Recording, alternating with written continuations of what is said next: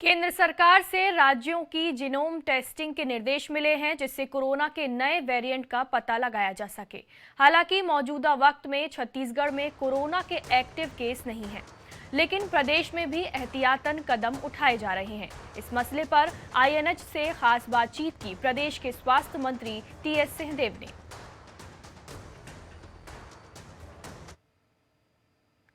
कई देशों में कोरोना के मामले लगातार बढ़ते जा रहे हैं। खास तौर पर जो भारत का पड़ोसी राज्य चीन, वहां पर बेतहाशा कोरोना के केस सामने आ रहे हैं और इसको लेकर भारत सरकार भी अब एक्शन में आ गई है। आज मनसुख मंडाविया केंद्रीय स्वास्थ्य मंत्री ने एक उच्च स्तरीय बैठक ली थी और सभी राज्यों को इसको लेकर गाइडलाइन भी जारी की। हमारे साथ स्वास्थ्य मंत्री टीएस सिंहदेव उनसे बात करेंगे।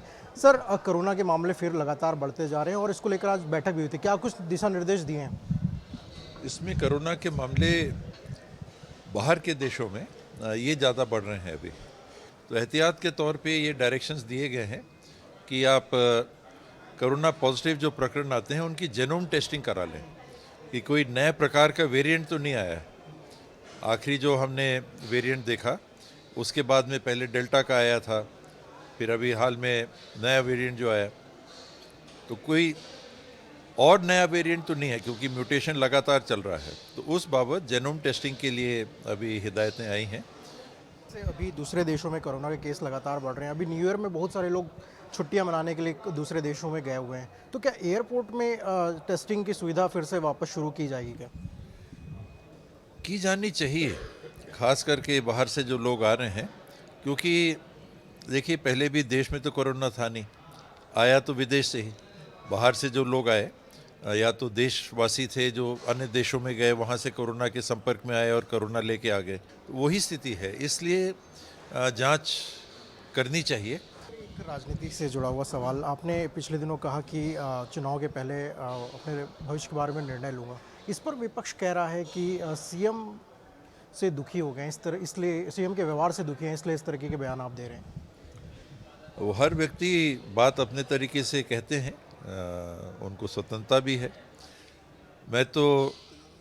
मैंने एक जो मन में और मेरी सोच में बात है उसको क्योंकि पूछ दिया गया था तो मैंने रख दिया था कि मैंने वाकई में अभी ये तय नहीं किया है। जैसे और सालों में ये तय था कि अगले चुनाव के लिए कोशिश करेंगे।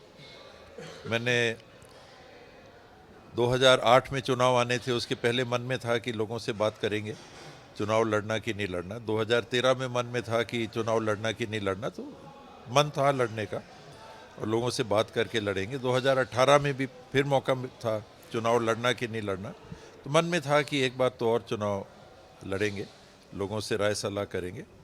इस बार और भी राय सलाह करनी पड़ेगी।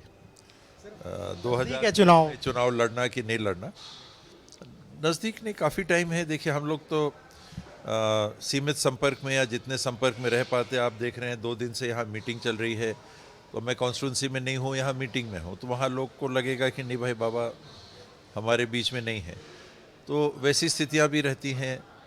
फिर समय के हिसाब से भी निर्णय लेने की बात, तो मैं अभी मन नहीं बना पाया हूँ कि इस बार चुनाव में 2023 में मैं क्या करूँगा।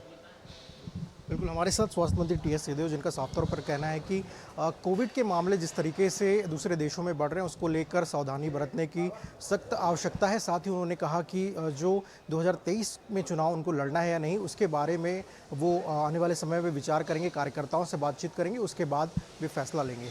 कैमरामैन रिजवान के साथ स्वप्निल गोरखड़े, आईएनएच न्यूज़, रायपुर।